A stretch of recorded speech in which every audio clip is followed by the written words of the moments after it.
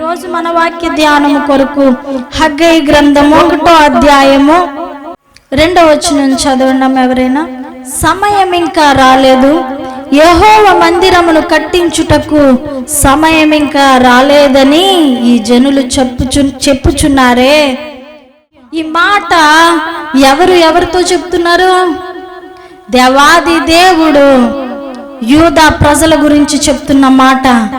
యూదా ప్రజలు అనుకుంటున్నారంట దేవుని మందిరము కట్టడానికి సమయం ఇంకా రాలేదనుకుంటున్నారంట. అసలు దేవుని మందిరము కట్టబడడం ఏంటి, ఏం జరుగుతుంది, అసలు హగ్గై గ్రంథము ఎందుకు రాయబడింది అన్న విషయాన్ని మనం పరిశీలన చేస్తే నేను మీకు చెప్పిన సందర్భాలు ఉన్నాయి, కొన్ని మరలా జ్ఞాపకం చేయడానికి ఇష్టపడుతూ ఉంటాను. నెహెమ్యా ఆ బబులోను సామ్రాజ్యంలో ఉన్నప్పుడు అర్తహషస్త అనే రాజు ఏలుబడిలో ఎంతో భారము కలిగి సంవత్సరాల తరబడి నెహెమ్యా ప్రార్థన చేస్తా ఉన్నాడు. ఒక పక్క దానియేలు ప్రార్థన చేస్తా ఉన్నాడు. దేనికోసం? యెరూషలేములోని మందిరము పాడైపోయింది, అది తిరిగి కట్టబడాలి. శత్రువులు దాన్ని ఏం చేశారు? కూల్చేశారు. శత్రువులు దాన్ని కాల్చివేశారు.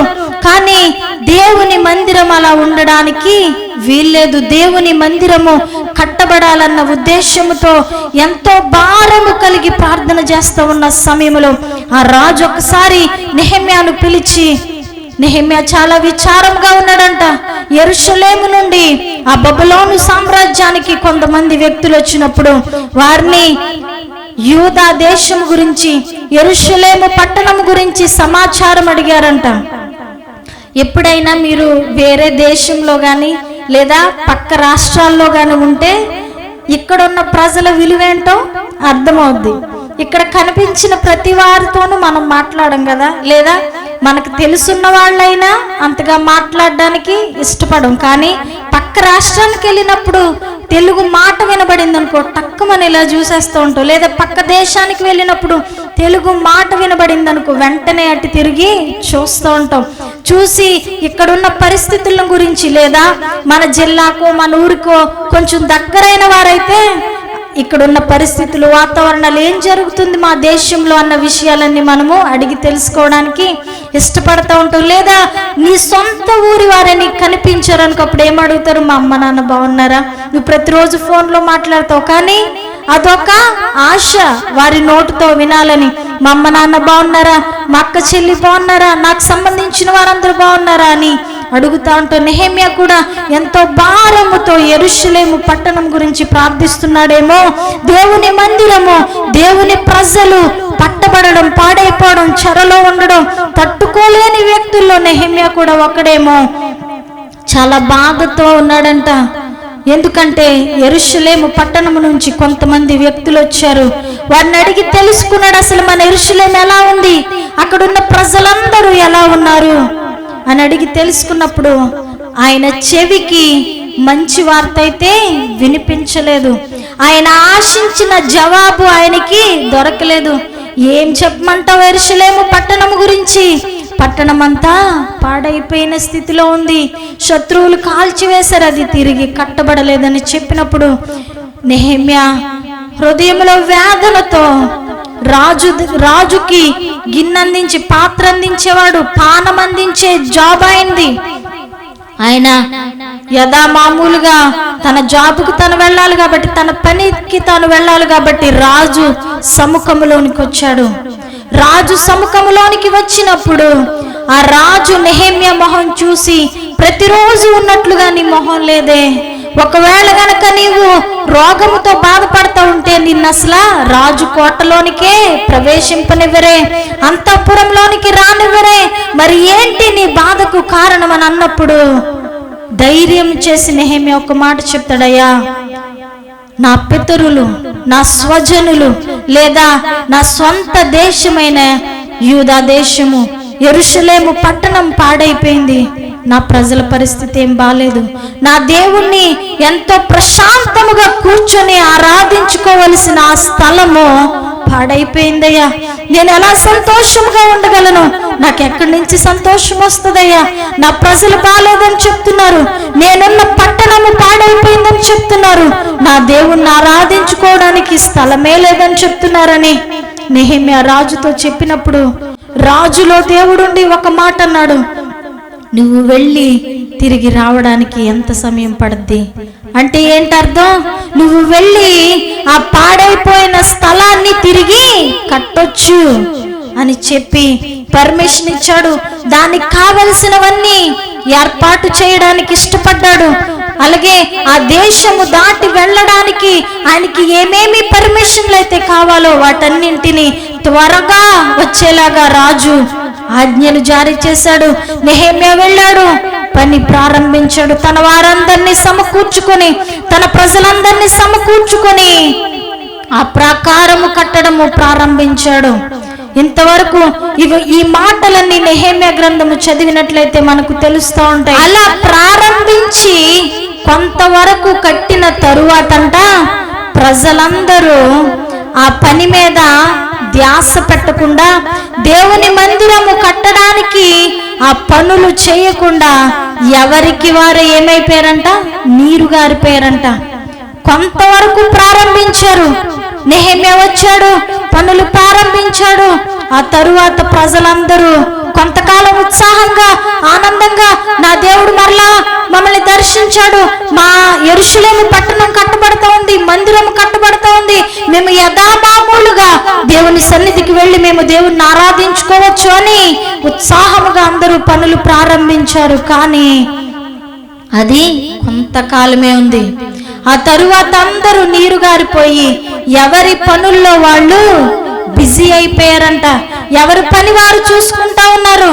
దేవుని గురించిన ఆలోచన, దేవుని మందిరాన్ని గురించిన ఆలోచన, దేవుని పని గురించిన ఆలోచన ఏ ఒక్కరికి లేదంట.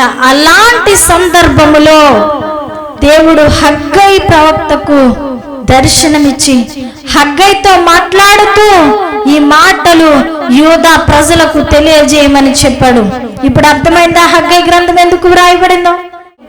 ఆకాశం నుండి ఆ యెరూషలేములోని ప్రజలందరినీ పరిశీలిస్తా ఉన్నాడు. దేవుని మందిర విషయంలో వారి మనసు ఎలా ఉంది, వారి ఆలోచన ఎలా ఉంది, వారు ఏ విధముగా పనిచేస్తా ఉన్నారన్న విషయాలను దేవాది దేవుడు ఆకాశం నుండి చూస్తే ఎవరికి వారే, ఎవరి పని వారే చేసుకుంటా ఉన్నారంట. అలాంటి సందర్భంలో దేవాది దేవుడు హగ్గైని ఏర్పాటు చేసుకుని హగ్గై ద్వారా ఈ మాటలు మాట్లాడుతూ ఉన్నాడు. దేవుడు చెప్తున్న మాట యూదా ప్రజల గురించి ఏంటో తెలుసా? సమయం ఇంకా రాలేదు, ఈ మందిరము కట్టబడడానికి సమయం ఇంకా రాలేదని యూదా ప్రజలు చెప్పుకుంటున్నారంట. సమయం రాకపోవడం ఏంటి? నెహెమ్యా వచ్చాడు కదా, ప్రారంభించాడు కదా, అది మధ్యలో ఆగిపోయింది కదా అన్న బాధ, ఆలోచన ఎవరికి ఏమాత్రమో లేదు. సరికదా అనుకుంటున్నారు, సమయం ఇంక రాలేదు, ఎప్పుడో సమయం వస్తుంది, ఆ సమయం వచ్చినప్పుడు చేస్తాం, చూద్దాంలే, చేద్దాంలే అన్న నిర్లక్ష్య ధోరణిలో ఆ యూదా ప్రజలున్నారు. ఇదంతా ఎవరు చూస్తున్నారు? పైనుండి దేవాది దేవుడు చూస్తున్నాడు. చూసి నా మందిరము విషయంలో నా బిడ్డలు ఎలా ఉండడం నాకు ఇష్టం లేదు, వారు ఈ పనిని పూర్తి చేయాలి అని దేవాది దేవుడు హగ్గై ప్రవక్తను ఏర్పాటు చేసుకుని హగ్గై ద్వారా తన బిడ్డలతో మాట్లాడుతూ ఉన్నాడు. హగ్గై గ్రంథము అందుకని వ్రాయబడింది. ఆయన కొన్ని మాటలు చెప్తా ఉన్నాడు చాలా ఆశ్చర్యకరంగా. వారికే తెలియని విషయాలు, వారి జీవితాల గురించి వారికే తెలియని కొన్ని సంగతులను దేవాది దేవుడు యూదా ప్రజలకు చెప్తున్నాడు. అదేంటో ఒకసారి చదువుదామా? 6వ వచనం చదవండి ఎవరైనా ఒకరు. మీ ప్రవర్తనను గూర్చి ఆలోచించుకొనుడి. మీరు విస్తారముగా విత్తినను కొంచెమే పండెను, మీరు భోజనము చేయుచున్నను ఆకలి తీరకై ఉన్నది, పానము చేయుచున్నను దాహము తీరకై ఉన్నది. చదువునమ్మా. పనివారు కష్టము చేసి జీతము సంపాదించుకొనినను జీతము చినిగిపోయిన సంచిలో వేసినట్లుగా ఉన్నది. ఏమంటున్నాడండి? వాళ్ళకి ఆశీర్వాదం అనేది వారి జీవితాల్లో చూడట్లేదంట. చాలా ఎక్కువ పంటనే వేస్తున్నారు, విత్తనాలు ఎక్కువే వేస్తున్నారు. వ్యవసాయం చేసే వాళ్ళకి ఒక అంచనా ఉంటుంది కదండి, ఇంత ఎరువు వేస్తే ఎంత పండుతుంది, లేదా ఇన్ని విత్తనాలు జల్లితే ఇంతవరకు పంట వస్తుంది అన్న అంచనా వ్యవసాయం చేసేవారికి బాగా తెలుస్తుంది. లేదా ఏ వ్యాపారం చేసేవాళ్ళైనా ఎలా చేస్తే అది వృద్ధిలోనికి వస్తుందో వాళ్ళకంటూ ఒక ఆలోచన ఉంటుంది. కష్టపడి పని చేస్తూ ఉన్నారంట, కష్టపడి వ్యవసాయం చేస్తూ ఉన్నారు, కష్టపడి విత్తనాలు విత్తుతున్నారు, కానీ వారు అనుకున్నంత స్థాయిలో పంటను చూడలేకపోతా ఉన్నారు. వాళ్ళు తింటున్నారు, తాగుతున్నారు, లేదా వారు కావలసినవన్నీ చేసుకుంటా ఉన్నారు, కానీ వారి జీవితాల్లో ఏమి లేదంట, సంతృప్తి అనేదే లేదు. ఇంకా చాలా కష్టపడి పనికి వెళ్ళి పనులు చేసుకుంటా ఉన్నారు, కానీ వారి జీతం ఎలా ఉందంట, సిల్లి సంచిలో వేసినట్లుగా ఉందంట. ఏదైనా కన్నమున్న సంచిలో డబ్బులు వేస్తే ఉంటాయండి? ఉంటాయా? ఉండవు. ఎందుకంటే అది ప్రాపర్ గా లేదు కాబట్టి. వాళ్ళు సంపాదించినంత కూడా వాళ్ళు ఏదో తెచ్చి సిల్లి సంచిలో వేసినట్లుగా అయిపోతా ఉందంట. కానీ వారెవ్వరికి ఈ విషయాలేమీ పట్టట్లేదు. ఎందుకు ఇలాంటి పరిస్థితుల్లో మనం ఉంటున్నామో, ఎందుకు ఎంత ప్రయాసపడినా లేదా ఎంత కష్టపడినా, ఎంతగా మేము చేయవలసిన పనులు చేస్తా ఉన్నా, ఎందుకు మేము ఇంకా ఇలా మిగిలిపోతున్నామన్న కనీస ఆలోచన వారికి లేదు. ఒకవేళ వచ్చినా వారు దేవుని సన్నిధికి వచ్చి అడగలేదు, ఎందుకయ్యా నా జీవితం ఇలాగైపోతా ఉంది, ఎందుకయ్యా నేను సంతృప్తి చెందలేకపోతా ఉన్నాను నా జీవితంలో, ఎందుకయ్యా నేను అనుకున్న ఆశీర్వాదాన్ని చూడలేకపోతా ఉన్నాను, ఎందుకయ్యా నేను ఎంత కష్టపడి నేను సంపాదించినది నా చేతుల్లో నేను చూడలేకపోతా ఉన్నానని ఎవరు దేవుని దగ్గర మనవి చేయలేదు. ఎప్పుడైనా మీకు అనిపించిందా మీ జీవితాల్లో ఇలాంటి పరిస్థితులు మీరు ఎప్పుడైనా ఎక్స్పీరియన్స్ చేశారా? ఎంత కష్టపడినా లేదా ఎంత శ్రమించినా నీవు అనుకున్న ఫలితాన్ని పొందలేని పరిస్థితి నీ జీవితంలో ఎప్పుడైనా చూసావా? లేదా నీవు ఎంత కలిగి ఉన్నా నీవు తిని త్రాగి సంతృప్తి చెందలేని స్థితి ఎప్పుడైనా నీ జీవితంలో చూసావా? అన్నీ ఉన్నాయి, కానీ నువ్వు సంతృప్తిగా తిని సంతృప్తి పొందలేకపోతా ఉన్నావు. తింటున్నావు కానీ నీకు సంతృప్తి ఉండట్లేదు. అంటే అది నీ వంట పట్టట్లేదు అంటారు కదా, తిన్నది వంట పట్టట్లేదు. లేదా ఎంత సంపాదించినా అదే స్థితిలో, ఎంత కష్టపడినా అదే స్థితిలో మిగిలిపోతున్నాను అన్న ఆలోచన నీ జీవితంలో నీకు ఎప్పుడైనా కలిగిందా? దేవాది దేవుడు వీటన్నింటికీ పరిష్కారం ఏమని చెప్తున్నాడో తెలుసా? ఆనాడు యూదా ప్రజల పరిస్థితి కూడా అంతే. ఎంత వ్యవసాయం చేసినా, ఎన్ని పంటలు వేసినా సమృద్ధి లేదు. వారు తిని త్రాగిన వారి జీవితంలో సంతృప్తి లేదు, సమృద్ధి లేదు, సంతృప్తి లేదు. అలాగనే వారు కష్టపడిన దాన్ని, ఆశీర్వాదాన్ని వారు పొందలేకపోతున్నారు. ఈ మూడు వారి జీవితాల్లో లేవు. అలాంటి పరిస్థితిలో నీవు ఉన్నావేమో. దేవాది దేవుడు ఒక మాట చెప్తున్నాడు, అదేంటో తెలుసా? నీవు దేవుని మందిరాన్ని కట్టడము మొదలుపెట్టు. అందరూ ఒకసారి దేవునికి స్తోత్రం చెప్దాం. హల్లెలూయా. ఇప్పుడు మీరు నన్ను ప్రశ్న అడగొచ్చు, అన్నీ బాగానే చెప్పారు కదండి, దేవుని మందిరాన్ని కట్టమంటున్నారు, అది కట్టేసే ఉంది కదా, చాలా చక్కగా నీట్గా ఉంది కదా మన మందిరము, ఇంకా ఏం కట్టమంటున్నారు మీరు? అప్పుడు సమృద్ధి అంటున్నారు, అప్పుడు సంతృప్తి అంటున్నారు, అప్పుడు ఆశీర్వాదం అంటున్నారు, ఇంకా ఏం కట్టమంటారండి, అన్ని కట్టి పెట్టి చక్కగా ఉండగా అనుకుంటున్నారా? నీ దేహమే దేవుని ఆలయము. ఆనాడు యోధావారు కట్టవలసింది భూ సంబంధమైన మందిరం అయితే, ఈనాడు ఇక్కడ నీ కూర్చుని ఉన్న నీవు కట్టాల్సింది ఏంటో తెలుసా? నీ దేహం అనే దేవుని ఆలయాన్ని దేవునిలో కట్టుకోవాలి. నమ్మిన వారందరూ ఒకసారి దేవునికి స్తోత్రం చెప్దాం. హల్లెలూయా. కట్టబడిన చర్చ్ ఉంది, మనకి దేవుని మందిరం ఉంది, అందులోనికి వెళ్ళి ఆరాధించుకొని వచ్చేస్తా ఉన్నాం. నీ ఆత్మీయ జీవితాన్ని నీవు కట్టుకున్నావా, లేదా సగములోనే విడిచిపెట్టేసావా? నాడు యూదా ప్రజలందరూ అలిసిపోయారో లేదా పట్టించుకోలేదో, లేదా మా కాదులే అన్న స్థితిలోనికి వెళ్ళిపోయారో, లేదా వారు ఎలాంటి పరిస్థితిలోనికి వెళ్ళిపోయారో తెలియదు, కానీ దేవుని మందిరాన్ని కట్టడం అయితే ఆపేశారు. మరి ఈనాడు నీవు దేవుని నమ్ముకొని దేవుని సన్నిధికి వచ్చి ఆయన సన్నిధిలో నడుచుకుంటూ నీ ఆత్మీయ జీవితాన్ని కడతా ఉన్నావా, లేదా నీవు కూడా మధ్యలోనే ఆపేసావా? ఒకవేళ నీవు నీ జీవితంలో చూడాలనుకున్న ఆశీర్వాదాన్ని చూడలేకపోతా ఉన్నా, నీ కుటుంబంలో నువ్వు చూడాలనుకున్న సమృద్ధిని నువ్వు చూడలేకపోతా ఉన్నా, లేదా నీ జీవితంలో సంతృప్తి లేకపోయినా నీవు ఆలోచించుకోవాల్సిన విషయం ఏంటో తెలుసా? ఒకవేళ నీ దేహం అనే దేవుని ఆలయాన్ని కట్టడము నీవు మధ్యలోనే ఆపేసావేమో చూసుకోవాలి, పరిశీలన చేసుకోవాలి. నీ భక్తి జీవితం ఎలా ఉందో, లేదా దేవుని సన్నిధిలో నీవు నడవడిక ఎలా ఉందో, నీ ప్రవర్తన ఎలా ఉందో, రోజు రోజుకి నువ్వు ఆత్మీయ స్థితిలో ఎదుగుతున్నావా లేదా దిగజారిపోతా ఉన్నావా అన్న విషయాన్ని నువ్వేం చేసుకోవాలి? పరిశీలన చేసుకోవాలి. ఒకవేళ నీ దేహం అనే ఆలయాన్ని కట్టుకోవడం కనుక నువ్వు మానేసావనుకో, దేవుడు యోధా వారికి చెప్పిన మాట నీకు చెప్తాడు. నువ్వెన్ని చేసినా, నువ్వెంత కష్టపడినా నీ జీవితంలో సమృద్ధిని చూడలేవు, సంతృప్తిని చూడలేవు, ఆశీర్వాదాన్ని నీవు చూడలేవు. ఆనాడు యోధా ప్రజలంట ఆ మందిరం, ఆ పాడైపోయిన మందిరపు గోడలు చూసి బాధపడి ఏడ్చేవారంట.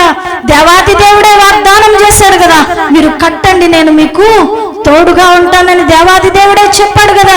మరి ఇంకా ఎందుకు దేవుడు ఇచ్చిన వాగ్దానాన్ని చేతబట్టుకుని నీవు చేయవలసిన పని చేయకుండా, లేదా దేవుడు చెప్పిన పని చేయకుండా, ముందు మందిరం అయితే ఎంత బాగుండేది, లేదా ముందు మందిరం అయితే ఎంతగా అనేక మంది ప్రజలందరూ ఇది చాలా గొప్పదని చెప్పుకునేదిగా ఉంది, ఇప్పుడు ఇది కడితే మాత్రం ఏమన్నా బాగుంటుందా, ముందు మందిరపు కళ ఏమైనా వస్తుందా అని ప్రజలందరూ ఆ ఆలయం దగ్గర దాటుకుని వెళ్ళేటప్పుడు, వీధుల్లో వెళ్ళేటప్పుడు అలా మాట్లాడుకుంటూ ఉండేవారంట. కొందరైతే ఏడ్చేవారంట ఆ మందిరాన్ని చూసి. కానీ వారు మర్చిపోయిన విషయం ఏంటో తెలుసా? మీరు కట్టండి, నేను మీకు తోడుగా ఉన్నానని స్వయానా దేవాది దేవుడే వారికి మాటిచ్చాడు, భరోసా ఇచ్చాడు.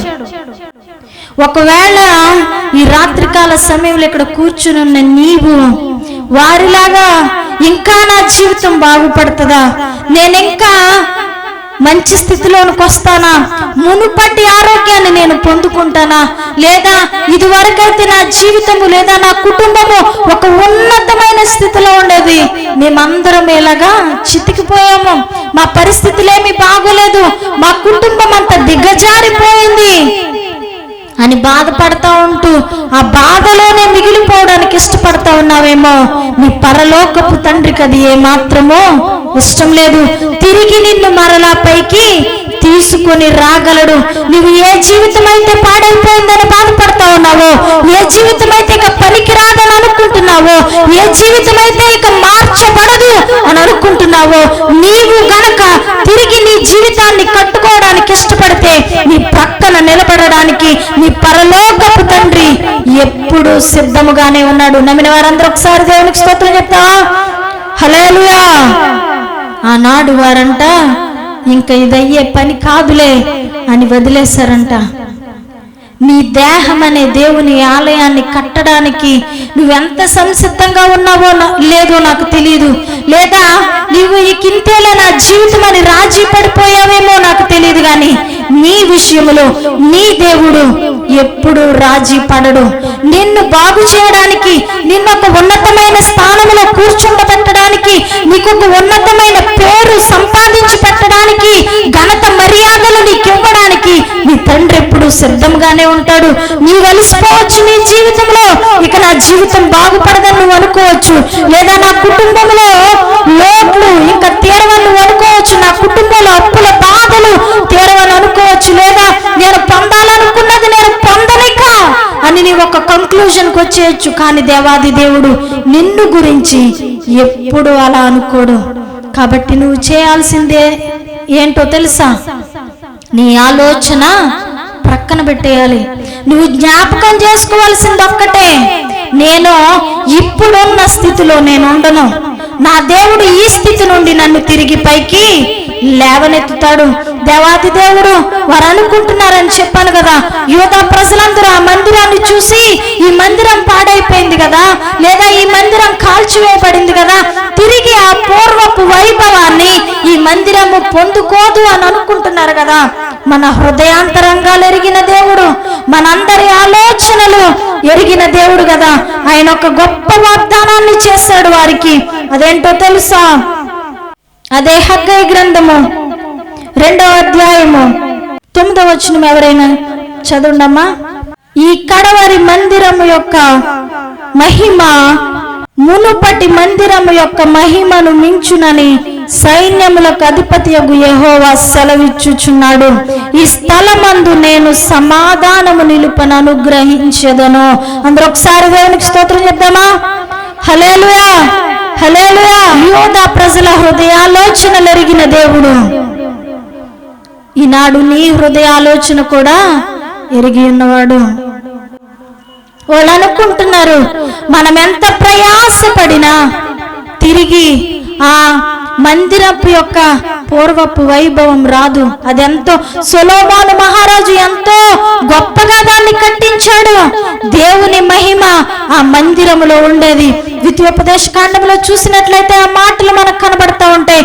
దేవుని తేజో మహిమ సొలొమోను ఆ మందిరాన్ని కట్టి ముగించిన తరువాత ఇజ్రాయేలు ప్రజలందరి ముందు దేవుని యెహోవా బలిపీఠము దగ్గర మోకాళ్ళుని ప్రార్థన చేస్తా ఉంటుంటే ఆ మందిరాన్ని దేవుని తేజస్సు కప్పివేసిందంట. ఆ మందిరం అంతా దేవుని తేజస్సుతో, దేవుని మహిమతో నిండబడిందంట.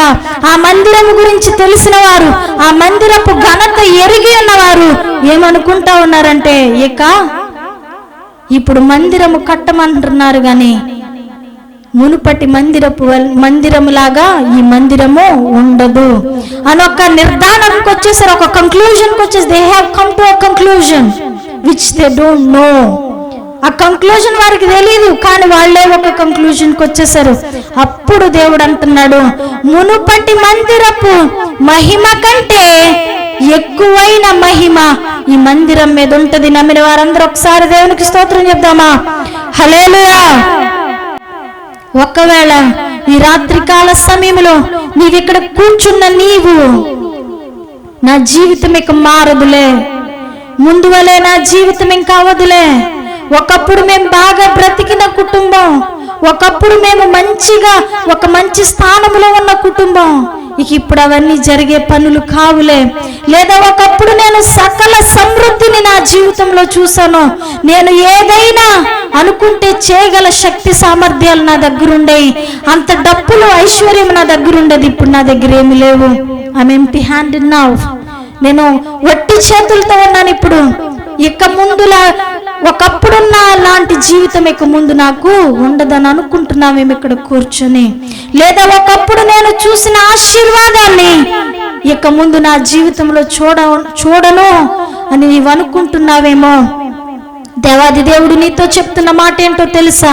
ఎంతకు ముందున్న నీ జీవితమో అధికమైన సంతోషంతో, ఎంతకు ముందు నీ జీవితంలో ఉన్న సంతోషము కంటే, ఆనందము కంటే, ఐశ్వర్యము కంటే, ఘనత కంటే మించిన సంతోషము, ఆనందము, ఘనత నా ప్రభు నీకు దయచేయడానికి ఇష్టపడతా ఉన్నాడు. నమ్మిన వారందరూ ఒకసారి దేవుని స్తోత్రం చెప్దామా?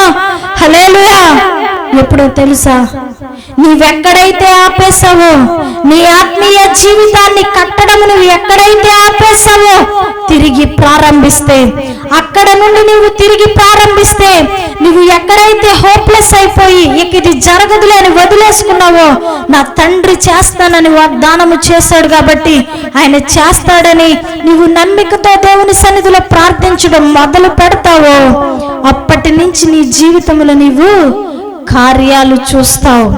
దేవాది దేవుడు గొప్ప వాగ్దానం చేశాడు. ఆ మందిరము గురించి మీరు కట్టండి, మునుపటి మందిరము కంటే ఎక్కువ మహిమ ఈ మందిరం పొందుకుంటుంది. అలాగనే నా సమాధానము ఆ మందిరములో నేను నిలుపుతాను. ఈ రోజుల్లో మనుషులకి ఏం కొదువైపోతుందండి? ఏం కొదువైపోతుంది? మనుషులకి శాంతి, సమాధానము, నెమ్మది లేవు. ఆస్తిపాస్తులు ఉన్న వాళ్ళు కూడా, ఐశ్వర్యం ఉన్న వాళ్ళు కూడా సంతృప్తిగా తిని సంతృప్తిని పొందలేకపోతా ఉన్నారు. వారి జీవితంలో నెమ్మది లేదు, శాంతి లేదు. కానీ ఇవన్నీ ఎవరి దగ్గర ఉన్నాయంటున్నాడు? నా దగ్గర ఉన్నాయి. మరి నువ్వేం చేయాలి? నువ్వెక్కడైతే నీ ఆత్మీయ జీవితాన్ని ఆపేసావో, నీవు అక్కడి నుంచి ప్రారంభించి తిరిగి కట్టడం మొదలుపెట్టు. అంటే ఏంటో అర్థం తెలుసా? నీ ఆత్మీయ స్థితిలో నువ్వు ఎక్కడున్నావో దేవుని సన్నిధిలో కూర్చుని ఒక్కసారి పరీక్షించుకొని అక్కడ నుండి నువ్వు ప్రారంభించు. అయ్యా, నేనున్న స్థితిలోనే ఉండిపోయానయ్యా. ఇలా ఉండడమో నీ ఉద్దేశము కాదు. నేను ఆత్మీయ స్థితిలో ఎదుగుతానయ్యా. నీవు చెప్పింది నేను చేస్తానయ్యా. నీవు నడవమన్న దారిలో నేను నడుస్తానయ్యా అని దేవుని దగ్గర తీర్మానం చేసి దేవుని సన్నిధిలో నీవు మనవి చేస్తే నీవు కోల్పోయినవన్నీ తిరిగి నీకివ్వడానికి ఆయన సమర్థుడు, తిరిగి ఇవ్వగల సర్వశక్తిమంతుడు. అందరం ఒకసారి దేవునికి స్తోత్రం చెప్తామా? హల్లెలూయా. నీవున్న స్థితిలోనే ఉండిపోవమ్మా. నీవు పడిపోయిన స్థితిలోనే ఉండిపోవు. దేవాది దేవుడు నిన్ను లేవనెత్తడానికి సిద్ధముగా ఉన్నాడు.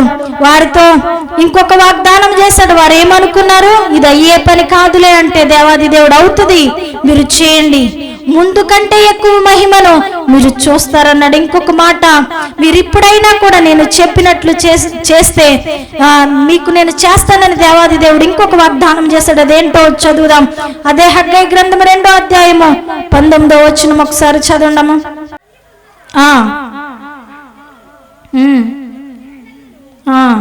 అయితే ఇది మొదలుకొని నేను మిమ్మును ఆశీర్వదించెదను. అందరూ ఒకసారి దేవునికి స్తోత్రం చెప్దామా?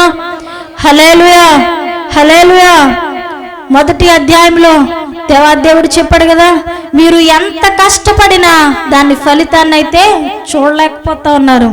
మీరు సంపాదించిందంత ఎలా ఉంటుంది? సిల్లి సంచిలో వేసినట్లుగా ఉంటుంది. ఆశీర్వాదం మీ జీవితాల్లో లేదు.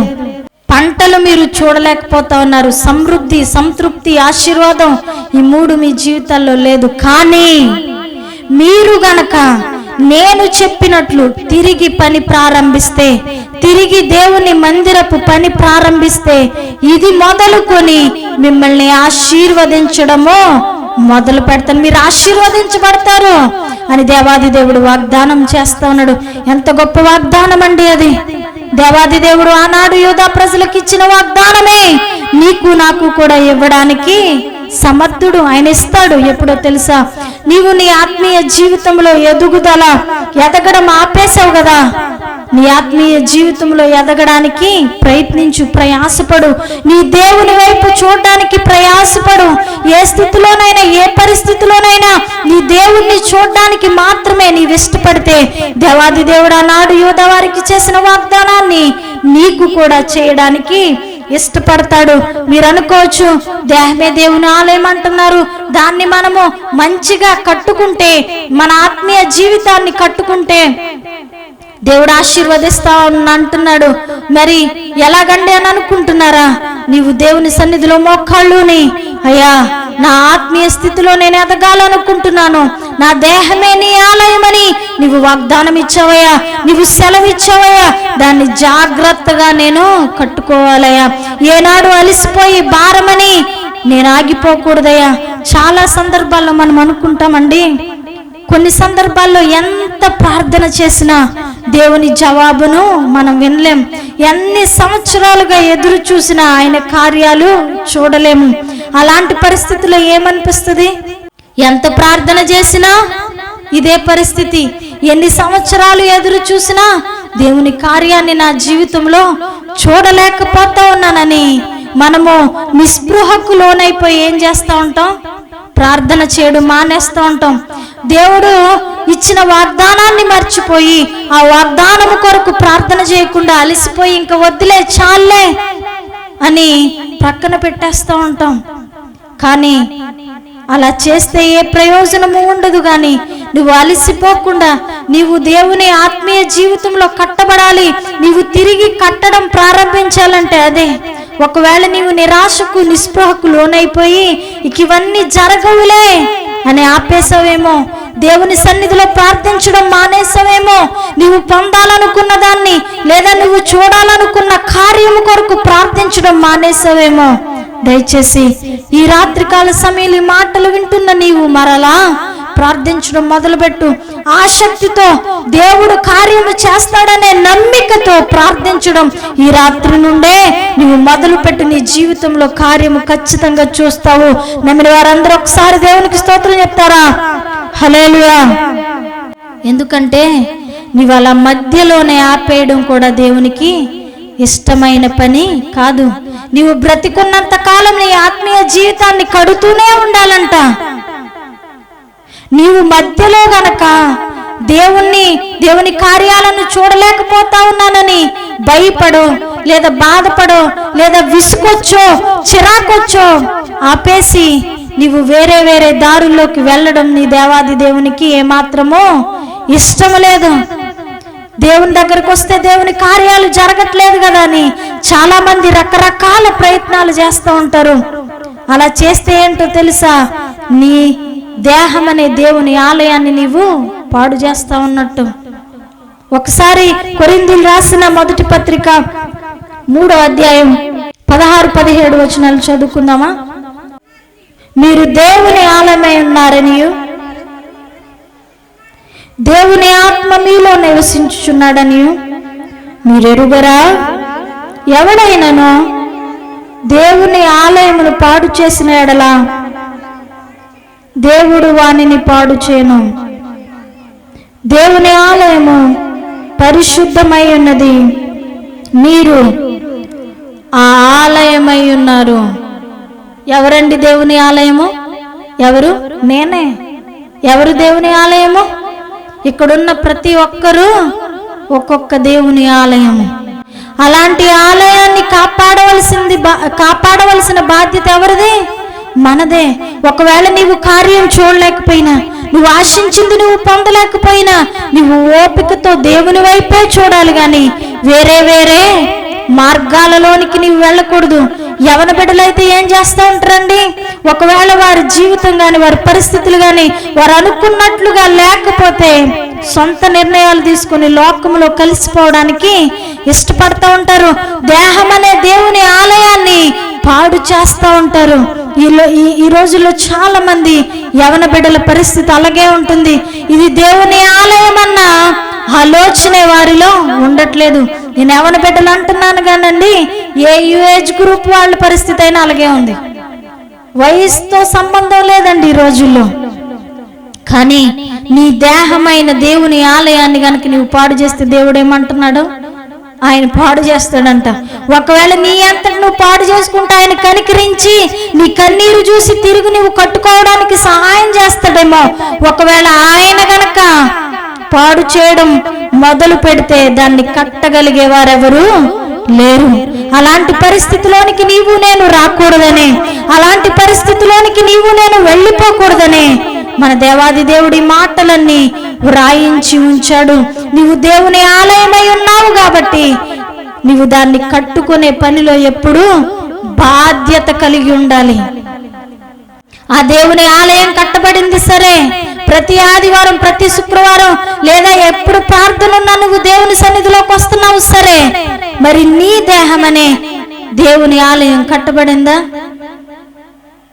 నీ దేహం అనే దేవుని ఆలయాన్ని నువ్వు ప్రతిరోజు కట్టుకుంటున్నావా?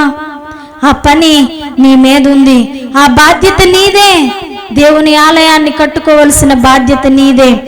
ఒకవేళ గనక నీవు అలా కట్టుకోలేకపోతే ఆనాడు యోధా ప్రజలు ఏదైతే పరిస్థితిని చూసారో నీ జీవితంలో నీవు కూడా అదే పరిస్థితిని చూస్తావు. అదేంటి? సమృద్ధిని చూడలేవు, నీ జీవితంలో సంతృప్తిని చూడలేవు, నీ జీవితంలో ఆశీర్వాదాన్ని చూడలేవు. ఎందుకో తెలుసా? నీ దేవాలయాన్ని కట్టడం నీవు మధ్యలోనే ఆపేశావు. ఈ మాటలు వింటున్న నీవు ఒకవేళ గనక నీకు నా దేవాలయాన్ని కట్టడంలో నేను వెనకబడిపోయానని అనిపిస్తా ఉంటే ఈ రాత్రే దేవుని సన్నిధిలో దేవుని దగ్గర ఒక తీర్మానం చెయ్యి, ఒక మనవి చేయి. అయ్యా, నా దేహం అనే దేవుని ఆలయాన్ని బాధ్యతతో కట్టుకునే కృప నాకు దయచేయవా. నేను దేవుని మందిరము కట్టబడింది, నేను వెళుతున్నాను, అది కాదా, నా దేహాన్ని నేను కట్టుకోవాలి. నీకిష్టము లేనిదేది నా దేహంలోనికి రాకూడదు. నా తలంపులతో కానీ, నా చూపులతో కానీ, నా ఆలోచనలతో కానీ, నా నడకలతో కానీ నీకు ఇష్టం లేనిదేది నా శరీరంలోనికి ప్రవేశించడానికి వీల్లేదయ్యా, ఎందుకంటే అది నీకు ఇష్టం లేదు అని దేవుని దగ్గర మనవి చేసి తీర్మానం చేయడానికి ఇష్టపడతావా? ఒకవేళ గనక నీవు అలా తీర్మానం చేసి, ఒకవేళ గనక నీవు అలా మనవి చేసి దేవుని దగ్గర గనక చెప్పగలిగితే, దేవాది దేవుడు నీవు కోల్పోయినవన్నీ, నీ జీవితంలో నీవు నష్టాన్ని చూసినవన్నీ తిరిగి నీకు ఇవ్వడానికి సిద్ధముగా ఉన్నాడు. నీవేదైతే కోల్పోయావో, నీవేదైతే పొందుకోలేకుండా ఉన్నావో వాటన్నింటినీ పొందుకునే సకల సమృద్ధిని దేవాది దేవుడు నీకు ఇస్తాడు. నీవు నీ కుటుంబంతో, నీ ఇంటి వారితో సంతోషముగా ఉండే రోజులు నీ జీవితంలో దేవాది దేవుడు అనుగ్రహిస్తాడు. అలాగనే నీవు నీ కుటుంబపు వారందరూ తిని తాగి సంతృప్తి పొందినట్లుగా దేవాది దేవుడు దయచేస్తాడు, అనుగ్రహిస్తాడు. అలాగనే నీవు కష్టపడిన కష్టార్జితముతో నీవు ఆస్తి ఐశ్వర్యము సంపాదించుకోవడానికి దేవాది దేవుడు కృప చూపుతాడు. సిల్లి సంచిలో వేసినట్లుగా నీ కష్టం కనబడతా ఉంది కానీ, నీ శరీరం అయితే నలిగిపోతా ఉంది కానీ, ప్రతిఫలము కనబడని రీతిగా ఇక ముందు నీ కుటుంబము ఉండబోదు. నమ్మిన వారందరూ ఒకసారి దేవుని స్తోత్రం చెప్దామా? హల్లెలూయా. అలా ఉండకూడదంటే ఏం చేయాలి? నీ దేహం అనే దేవుని ఆలయాన్ని కడుతూనే ఉండాలి. మీరు అడగొచ్చు, ఎప్పుడు వరకు కట్టాలండి? రేపటి వరకు కట్టమా? ఎల్లుండి వరకు కట్టమా? ఒక వారంలో అయిపోద్దా? మళ్ళీ యానివర్సరీ వచ్చేసరికి అయిపోద్దంటారా అని మీరు అనుకోవచ్చు. కాదు, నేను ఈ భూమి మీద బ్రతుకున్నంత కాలము ఈ ఆలయాన్ని కడతానే ఉండాలి.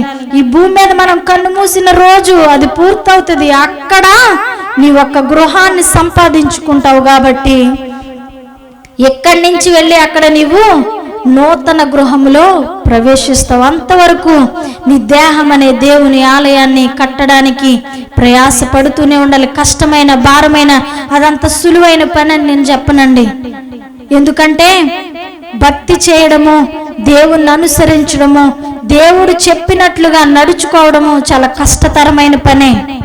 లోకంలో ఉన్నవారు వాళ్ళకి ఇష్టమైనది చేస్తారు, వాళ్ళకి ఇష్టమైన చోట్లో ఉంటారు, వాళ్ళకి ఇష్టమైన చోటుకి వెళతారు, వాళ్ళకి ఇష్టమైన మనుషులతో సహవాసం చేస్తారు, ఏవేవో చేస్తూ ఉంటారు వాళ్ళకి సంతోషం, ఆనందం కలగడానికి. కానీ మన దేవుడు మనకు పర్మిషన్ ఇవ్వలేదు. కాబట్టి ఈ లోకంలో బ్రతకడము, దేవుని నమ్మిన బిడ్డగా, దేవుని అనుసరించే బిడ్డగా ఈ లోకంలో నీవు బ్రతకడం కష్టమే. కానీ ఆ కష్టాన్ని నీ జీవితంలో నీవు ఇష్టముగా ఎంచుకొని దేవుని సన్నిధిలో బ్రతకడానికి నీవు ఇష్టపడితే, దేవాది దేవుడు ఆనాడు యోధా ప్రజలకు చేసిన వాగ్దానమే ఈనాడు నీకు కూడా చేయడానికి ఇష్టపడతా ఉన్నాడు. నీవు నష్టపోయిందంతా తిరిగి నీకు దయచేస్తాడు. మునుపు నీవున్న జీవితం కంటే, మునుపు నీ కుటుంబం చూసిన ఆశీర్వాదము కంటే, మునుపు నీ జీవితంలో నీవు చూసిన ఆశీర్వాదము కంటే మించిన ఆశీర్వాదాన్ని దేవాది దేవుడు నీకు ఇవ్వడానికి ఇష్టపడతా ఉన్నాడు. అట్టి వారిగా పరిశుద్ధాత్మ దేవుడు మనందరినీ దీవించి ఆశీర్వదించును గాక. ఆమేన్.